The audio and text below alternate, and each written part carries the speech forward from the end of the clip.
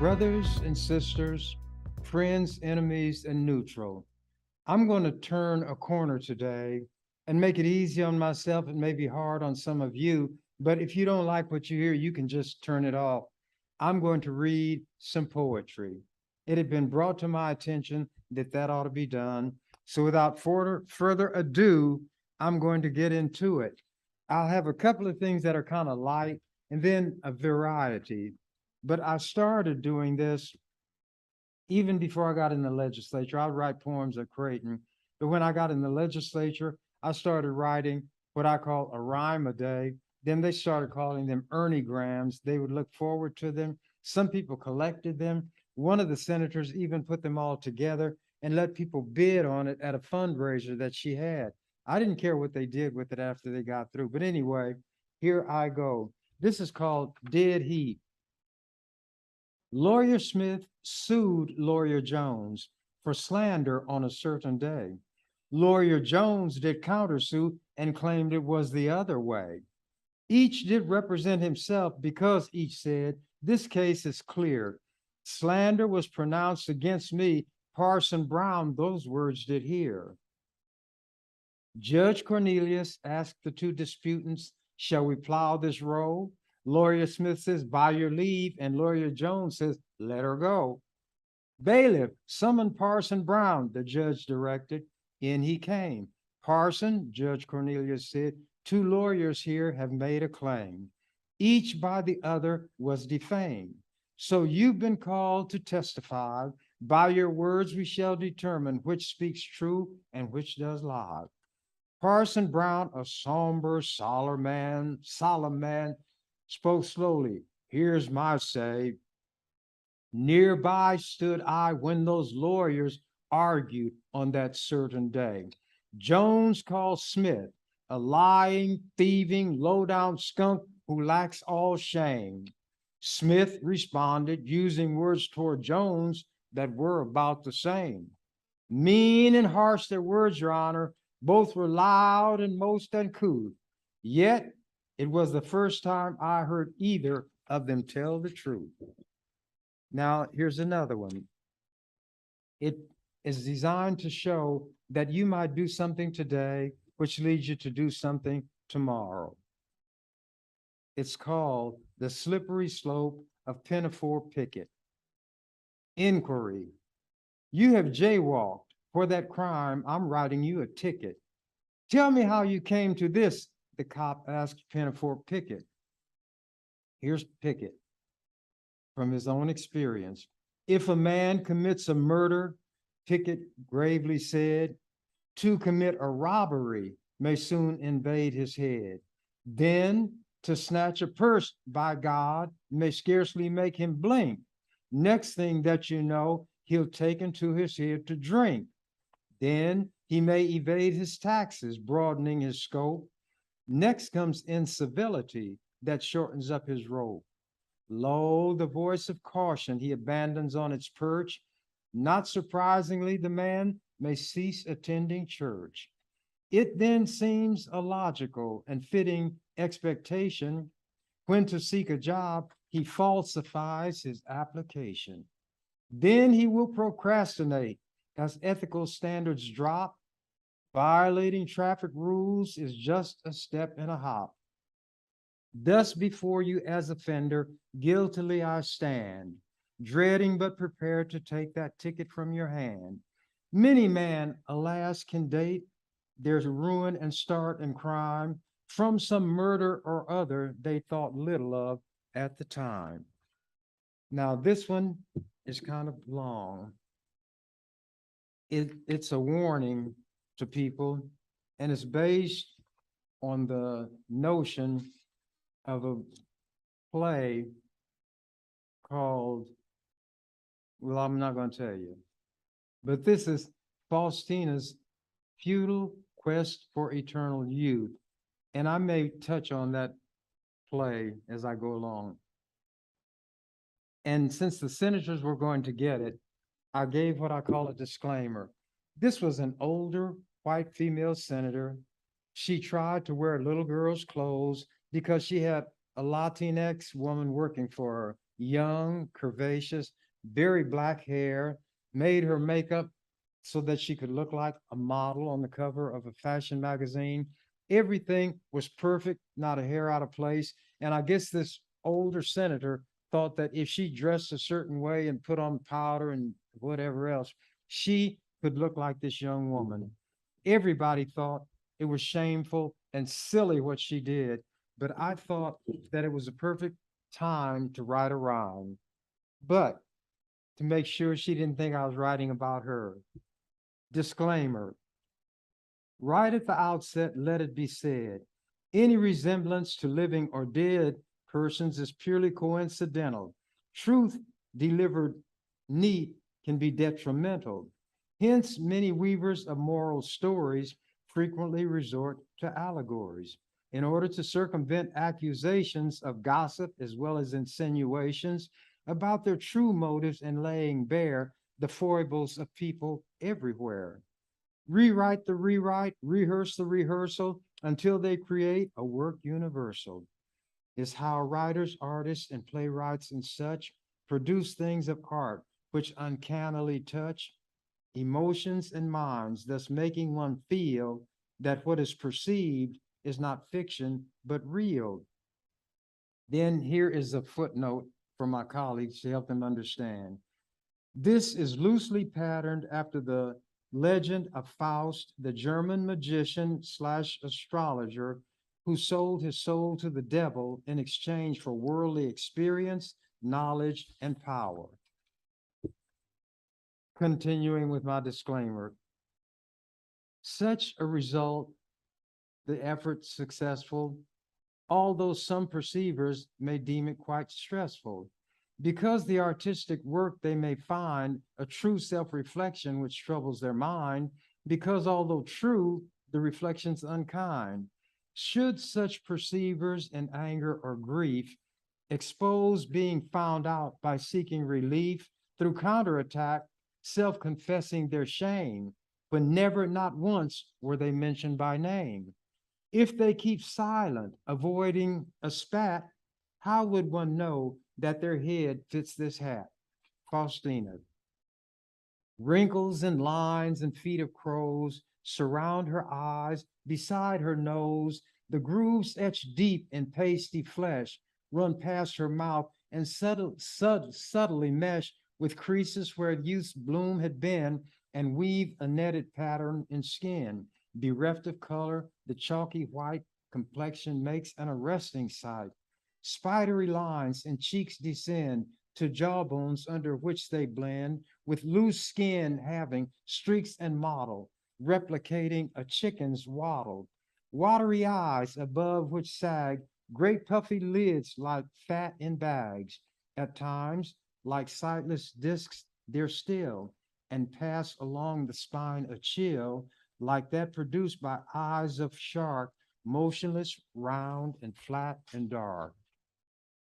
Fleshy forehead, deeply lined and grooved, the years have not been kind. Hair, though once as dark as night, was flecked with gray and streaked with white. Flabby of body, though not fat, with hips wide, quite, and very flat.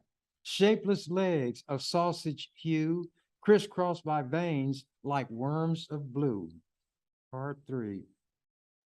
Crushed by unforgiving truth, desperately grasping after youth, wearing sheer and patterned hose, young girls' coif and little girls' clothes, cute barrettes tucked in her hair seemed out of place positioned there, occasioning a smile or stare. Change of life, it seems, had found her, blinded to the truth around her.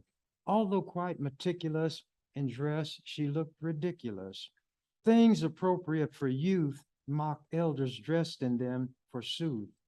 It seemed against her fortune raged, stealing attractiveness as she aged. Truth, like morning sun, did dawn upon her mind. She grew withdrawn, for from herself she could not run. Something drastic must be done. Faustina's agony.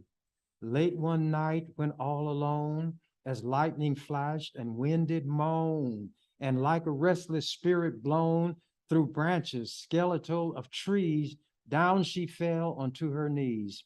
From depth of anguish, soul cried, please, devil, angel, spirit, or witch, I have no preference as to which responds to aid me in my plight. O creatures who patrol the night, striking fear and sowing fright, seeking souls to save or steal, hear my plea and let me feel your presence straightway. Let my eye see form which will not terrify. I beg you, do not pass me by. As the words her heart did speak, the moaning wind became a shriek, which made her aging body weak.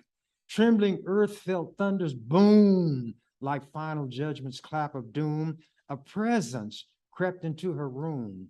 She thought she saw a shadow loom above her mirror, and a voice inside her head spoke, here a choice before you I am bound to lay. Decide you must before the day, whose shafts of deadly meddlesome light eradicate the cloak of night, which covers like a shroud the things I offer, peasants, lords, and kings. Know whom you have summoned here. Then there whispered in her ear yet another voice, beware, evil is abroad, take care. Time flies on, you've none to spare. Listen not to him whose goal is capturing your priceless soul. Gird your mind, resist the smile. He will show you to beguile away your judgment. Do not fall into the snare he sets for all. All who feel such pain, intense and deep, that welcome seems the endless sleep of death. I beg you, shun the voice which coaxes you to make a choice that has a seeming of great worth. Then the other voice spoke, earth is but a place of pain and fears, anguish like you feel and tears, tears of sorrow, all such things abound. You but to stop and look around, happiness all folks are seeking. As that soothing voice was speaking, thunder boomed and snapped its spell. Which voice to heed she could not tell, for both of them did speak so well. Quite abruptly speaking ended, total silence had descended. Never felt she so alone. Terror like an icy stone upon her pounding heart did press, causing her profound distress. God, she cried, if God there be, oh, let your angels comfort me. Let me hear their voices sweet. Let them guide my stumbling feet. If you fail me, great the cost will be. My soul, alas, is lost. If my soul be lost, no pardon will be granted. In a garden long ago and far away, another anguished voice did pray. Father, if thy will it be, take this bitter cup from me. 'Tis thy only son who begs. Thou must drain it to the dregs, was God's reply. So staunch thy fear. For this cause I brought you here. Though thou art my only son, my will, not thine, shall be done. Faustina's fateful bargain. Was she in the selfsame place? Agony showed in her face.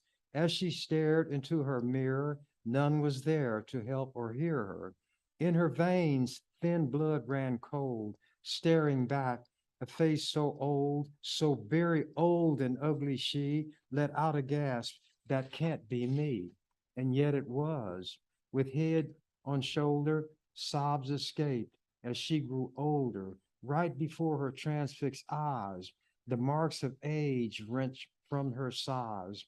Underneath her eyes, deep circles darkened into blues, then purples, helpless, hopeless, in despair, watching as her once black hair did lose all blackness, turning gray.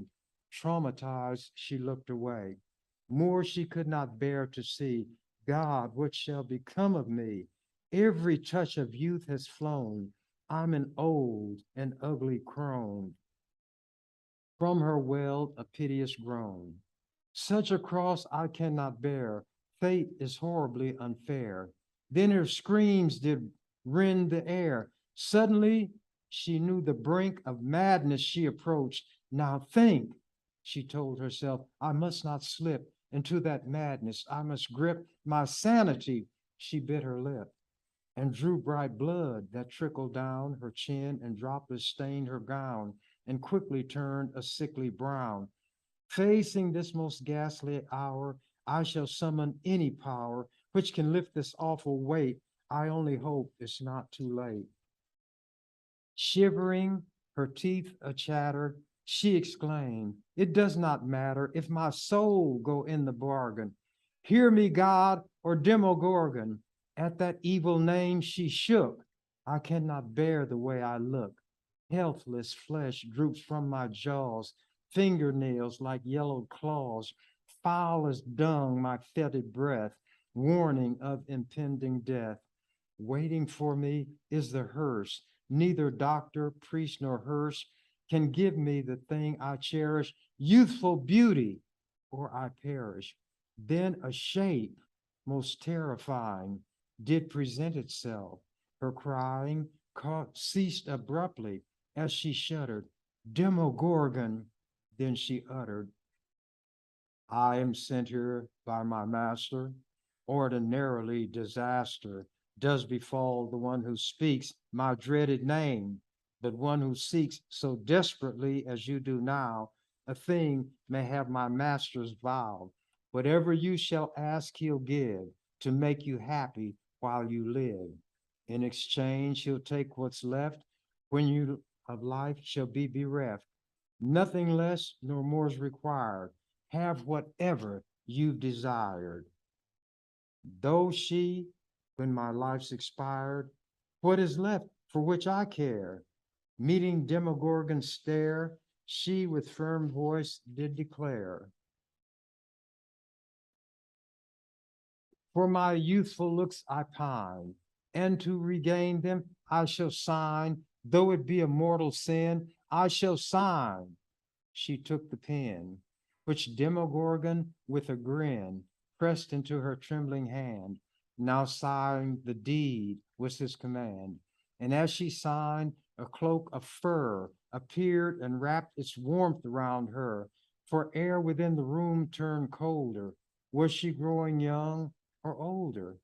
Hesitation she showed none. There, she cried, the thing is done.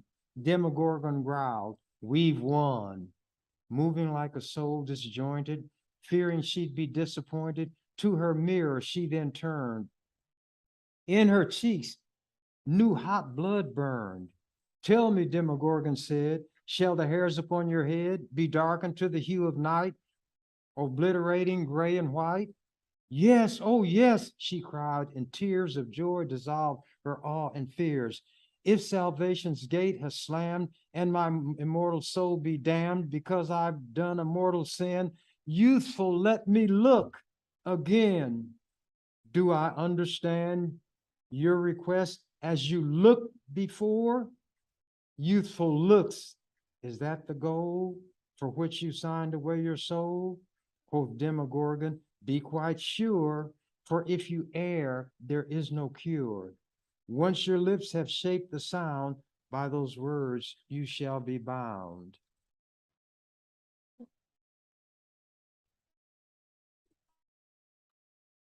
Bear with me.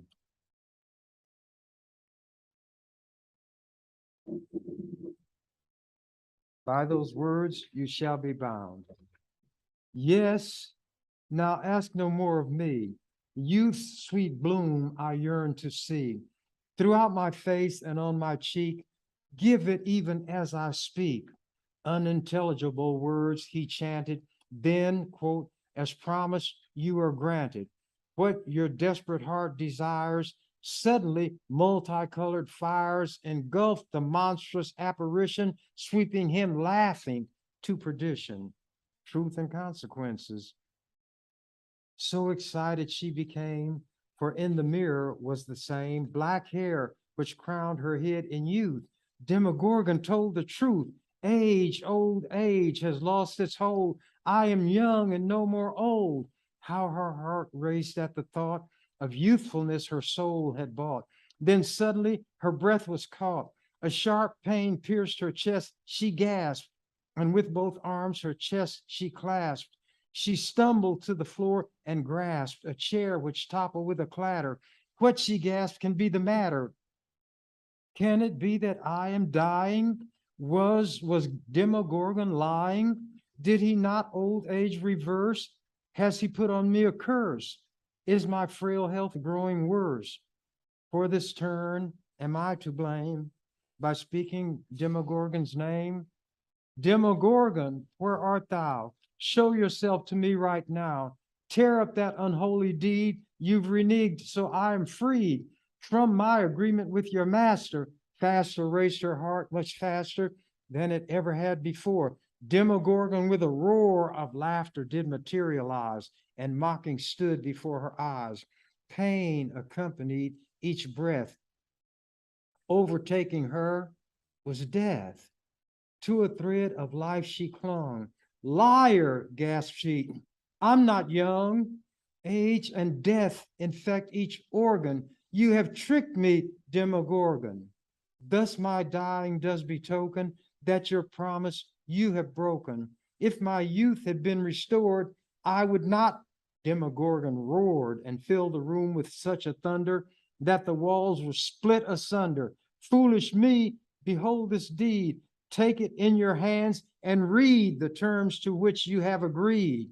Youth is what my soul did buy, O Demogorgon. That is why I charge you with a vicious lie. Youth is not the thing you bought. Something far less sure you sought. Youthful looks, that's what was granted. Our agreement is not recanted. Satan is my master's name.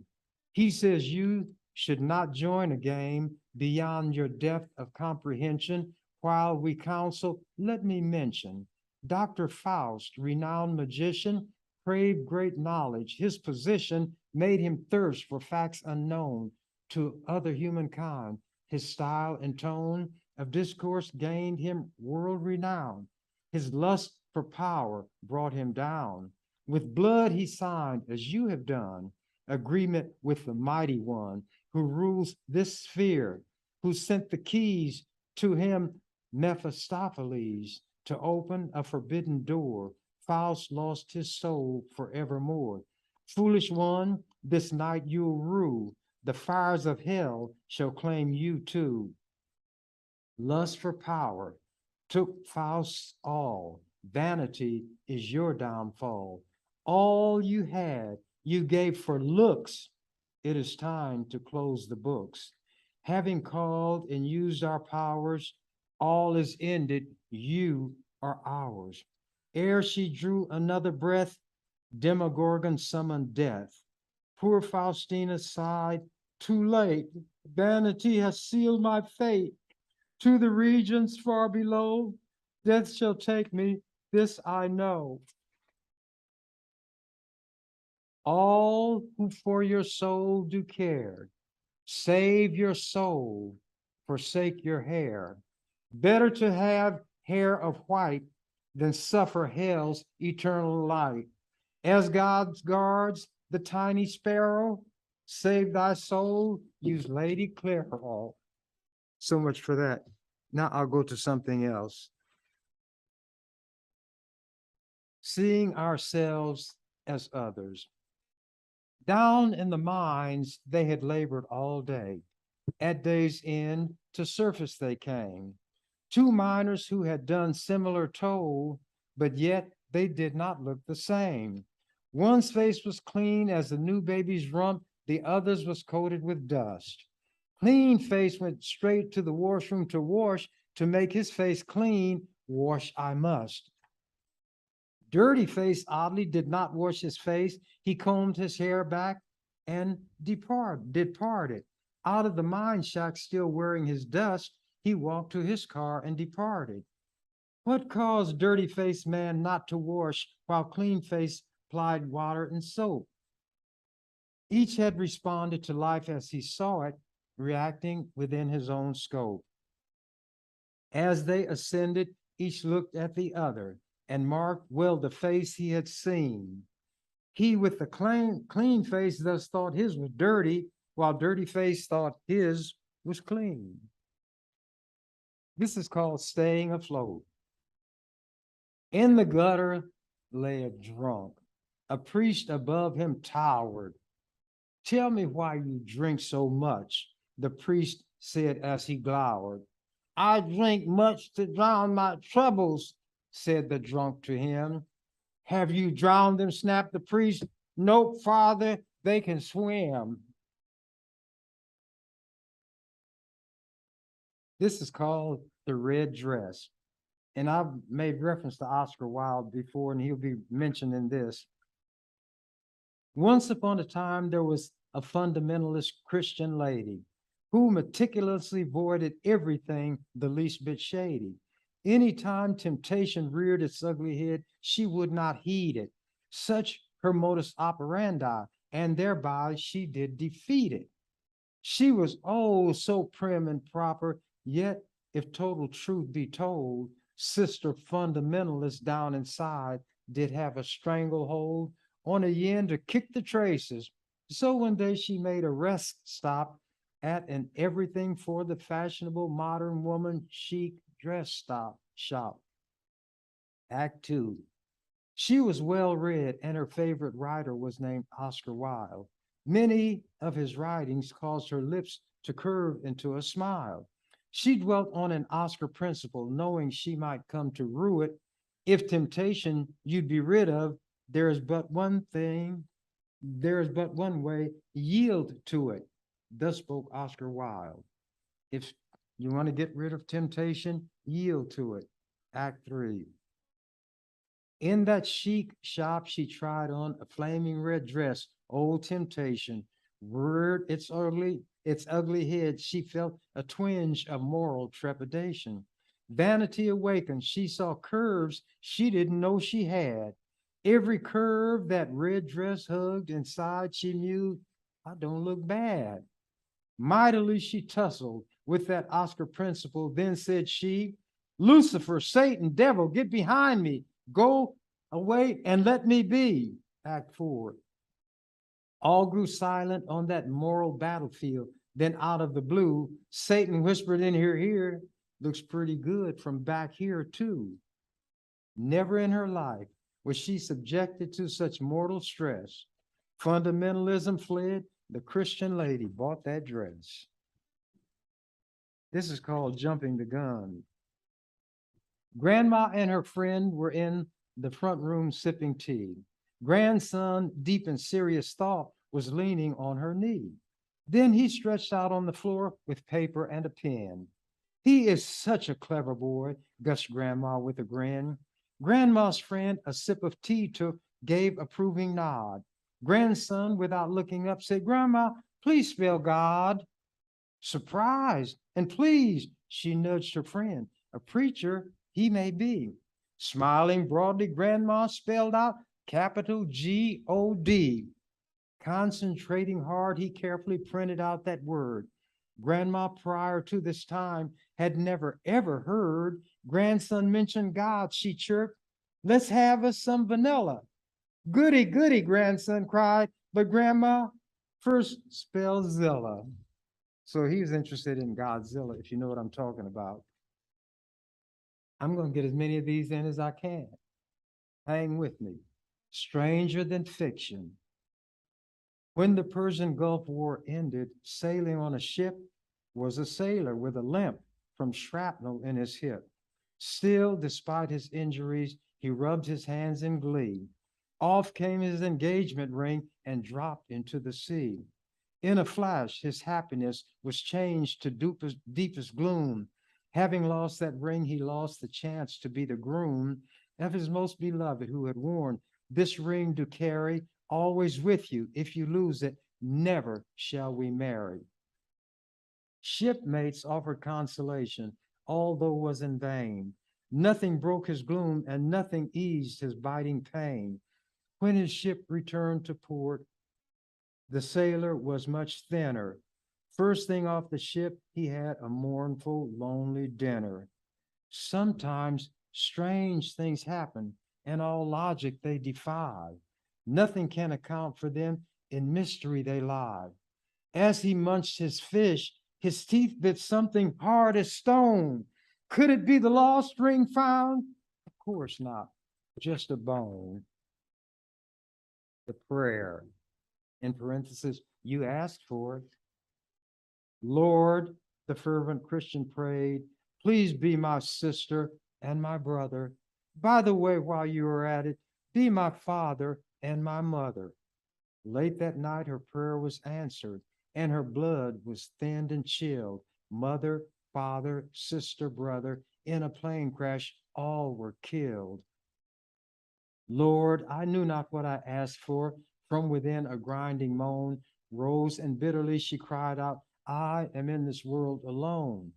Foolish one, before you offer up a prayer, be sure don't guess that the answer which you really do desire from God is yes.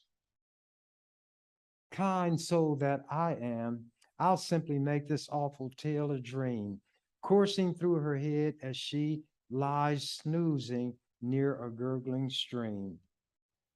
Next, I'll startle her awake with sweat upon her anxious brow. Then I think that I shall make the her of whom I speak a cow.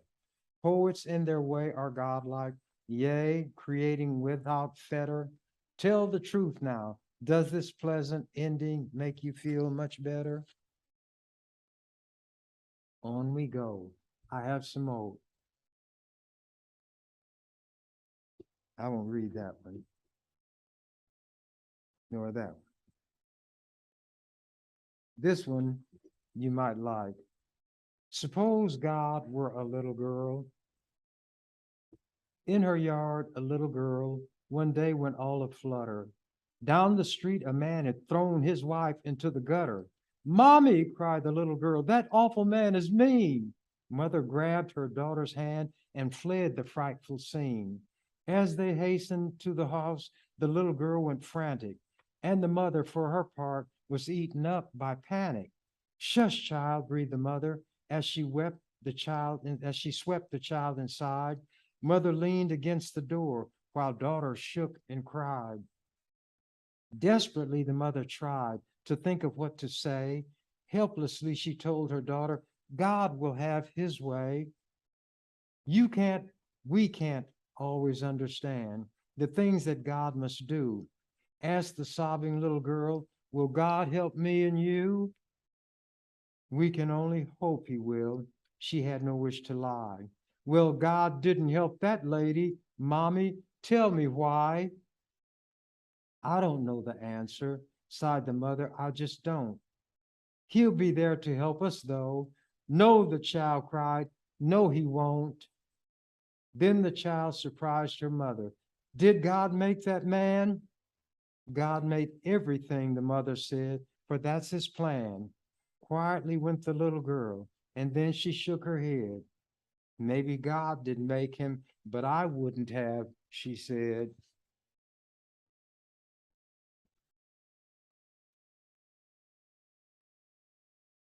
The prosector. That's a word that I kind of invented. It's a guy who does autopsies.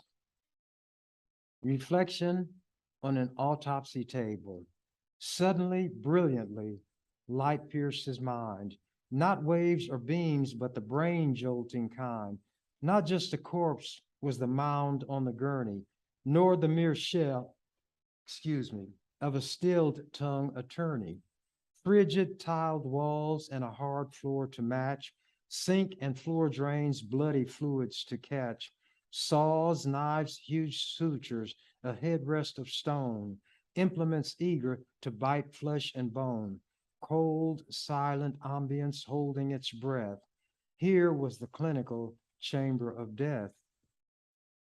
Feelings of sadness, nor grief, nor of fear ever encroach, for they have no place here.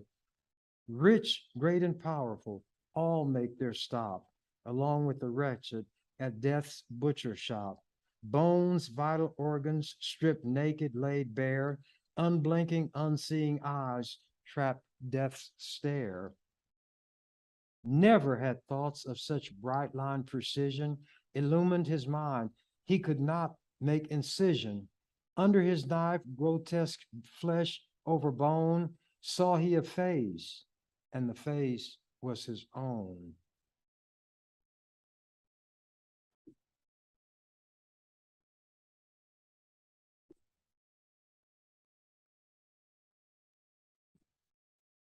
Going on. One lie or two. May one who lied be justified, or shall one never tell a lie ever? Fierce king and the blind man's bluff. The game is blind man's buff. Buff is short for buffet, which means a hit. When you put on a blindfold and whoever you hit is it. But this is blind man's bluff. I can see, O king, I can see. Blind was I born, but thou hast cured me. Darkened my eyes were until this bright day, when thy royal presence chased darkness away. Startled, the king, astride his great steed, stroked his beard, saying, speak more of this deed. For never had thought taken root in my mind that I might bring sight to a person born blind. For never had thought taken root in my mind. The king was tyrannical, fierce, fearsome, vain, feeling no qualm when administering pain. Kindness was weakness in his lexicon, weakness as ever eschewed by the strong. Marked by ferocity even in youth, he felt entitled as king to the truth. Liars he broke not, had torn out their tongues, and had molten metal poured into their lungs. Soldiers and swordsmen surrounding the king were ordered to let the man pass through their ring. Scowling with arms crossed upon his broad chest, the king to the man growled, thy claim shall I test. One who dares lies to the king is unwise. He who would dare to deceive the king dies. O great king, the cowering man said, if I lie, swordsman may cut off my head. The king eyed him darkly, you're in my corral. 'Tis not they may cut, but rather they shall. Heed well this test, and thy words best be true. Tell me my robe's color. The man answered blue. Off with his head, snapped the king. Oh, off with his head, snapped the fierce king. Scant worth there be to his words. Had he been blind from birth, no color ever was seen by his eyes. How knows he blue? This deceitful cur lies. Swordsmen and soldiers exchanged knowing grins. Lying their king deemed the worst of all sins. No other wrong roiled his royal wrath so. That one dare lie to him, God forbid, no. Swift be my justice, now savor a sample. Losing thy lying head lays an example. Let all who learn thy fate tremble and heed it. I'll have thy head, for no more dost thou need it. Stunned, the man sank to the ground on his knees. Terror squeezed tears from his eyes. He bid, please. Hands clasped in prayer mode, in fear did he squirm. Mighty king, please, pity take on this worm. Kneeling before thee, this poor humble man foolishly plied what he thought a grand plan, designed to bestow on a great king his due. Honor and glory I sought to bring you. The king raised his hand. Swordsman, stay thy advance. Harm not this worm. I shall grant him the chance to make explanation of why he dared lie, while knowing if found out, he surely would die. Then to the man on his knees barked the king, open thy mouth now and like a bird sing. Sing and sing sweetly, or be dispatched hence. Take care, commit not a second offense. Verily close trod the man to the line, twixt daring and foolhardiness. He must divine just how much tolerance the king would extend before casting judgment, his small life to end. He, though, had ventured too far down the track, he could not hesitate, neither turn back. He must forge forward, naught else could he choose. The die had been cast, he had everything to lose. Careless words spoken engendered this strife. Could words well spoken now rescue his life? Right words had power, his small life to save.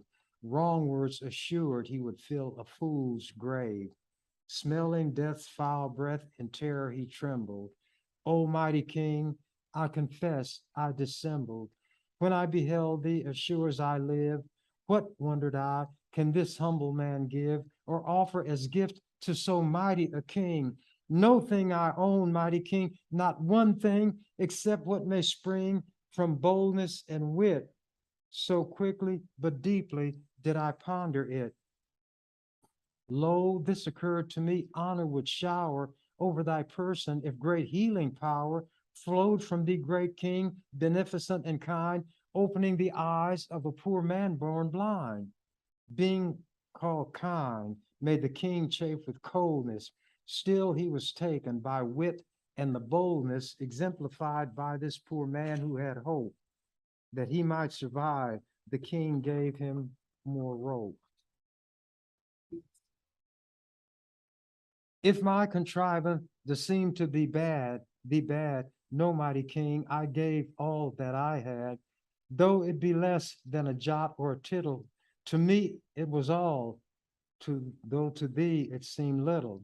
Yes, mighty King, of a truth I did lie, for thy greater glory, O King, that is why. Nothing sought I, sire, to benefit me. Fool if I be, sire, 'twas only for thee. So said the blind man, then left off speaking.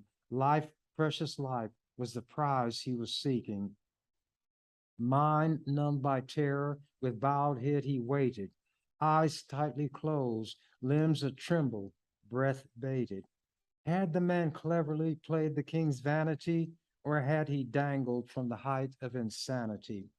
If he'd misstepped, he would pay greatest price, through flesh and bone with the swordsman's steel slice.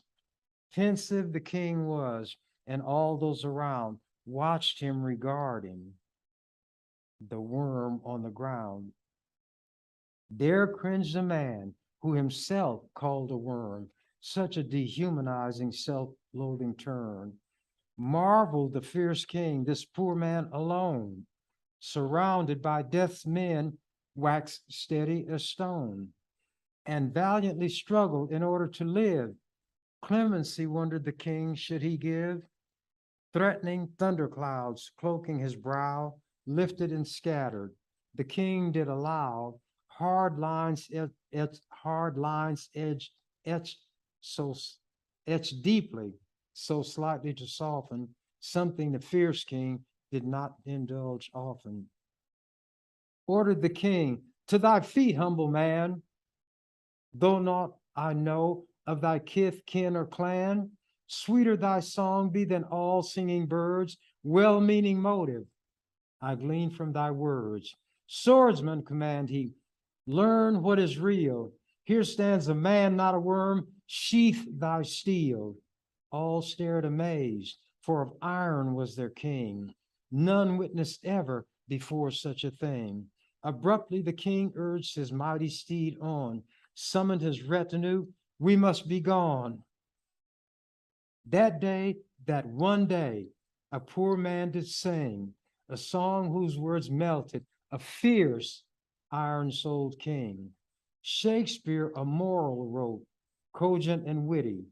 No beast so fierce, but knows some touch of pity. That was from King Richard III, Act 1, Scene 2, line 71. If you stuck it out to the end, go back and read now the query again.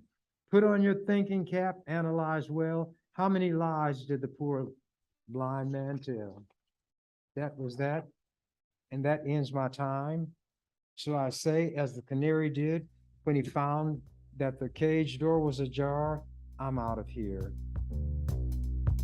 Thank you for watching the Ernie Chambers Show. If you'd like to make suggestions, email us at ewcfacts@gmail.com. That's ewcfacts@gmail.com. This has been an EWC Communication production.